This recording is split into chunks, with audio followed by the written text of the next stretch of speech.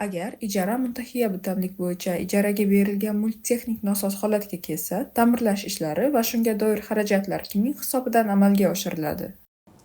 Biz bilamizki, islomiy ijarada mulk bu ijaraga beruvchini mulki hisoblanadi va naboda mulkka biror bir zarar yetsa, bu ijarachi tomonidan qoplanish kerak va ijarachi tomonidan u narsa ta'mirlab berilishi kerak bo'ladi. Lekin bu yerda asosiy shart shundan iboratki, bu mulkka yetgan zarar kimni aybi bilan bo'lgan.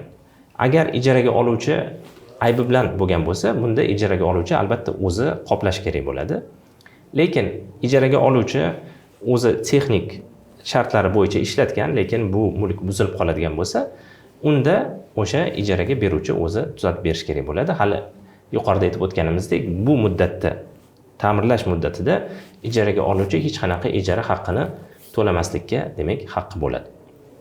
Endi ba'zi holatlarda kichkina texnik halidagi davriy ta'mirlarni ijaraga oluvchi ijaraga beruvchidan, ya'ni buni vakili sifatida o'sha amaliyotlarni, o'sha mas'uliyatni o'zini bo'yniga olib turib, o'sha texnik to'g'rilashlarni, ya'ni ta'mirlashlarni o'zini bo'yniga olishi mumkin bo'ladi.